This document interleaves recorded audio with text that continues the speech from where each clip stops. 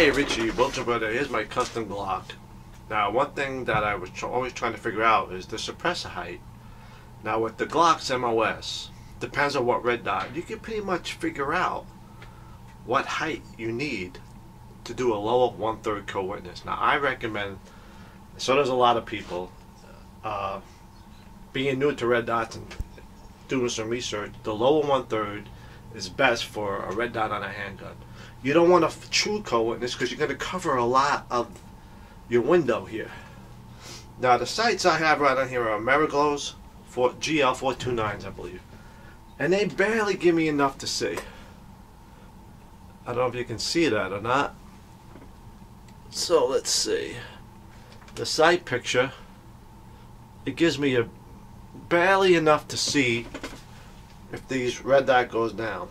Now after doing research, I figured I need a little bit higher.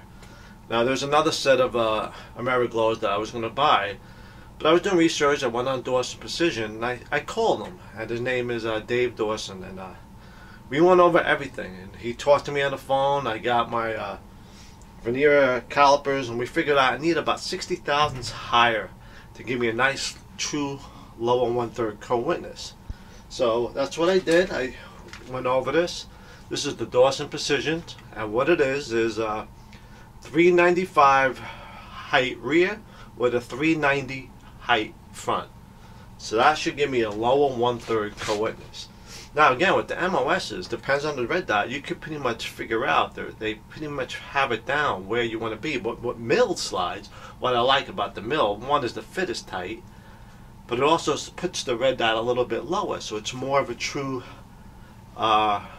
point of aim with your considerable iron sights. It's almost, I don't want to say almost the same, but so what I'm going to do is I'm going to take these Ameriglows off and put on these Dawson Precisions, which is about 55-60 thousandths of a higher, and that will give me a lower 1/3 co-witness. Now if in a pinch, if I had to use these sights, could they work? Yeah, but not in a quick sight picture. If this red dot goes down, I want a little bit higher sights, and this way it can almost lollipop the red dot on top. So remember, if you do your research with suppressor height, which can be confusing, with milled slides you gotta know exactly, because some of them, slightly higher, slightly lower. But with the MOSs, it depends on the dot. They can pretty much figure out what height. So these Ameriglows will have to come off. Maybe I can use them in the future for another project I want to do. And I'm going to go with these Dawsons, which are a little bit higher. So that's it. Richie Bullshit I'm going to take these off, come back and show you, and that should give me a true lower 1/3 co-witness. And this way, you go real high. Some of these sights go real high, especially with the MOS. You get, and then your point of aim, it's hard to figure out. Eventually you will with training, but I like it as low as possible. That's why I went with the mill, not the MOS. And let me just put these suppressor sights on. Again, these are 395 rear, 390 front with a mill slide with the Vortex Venom.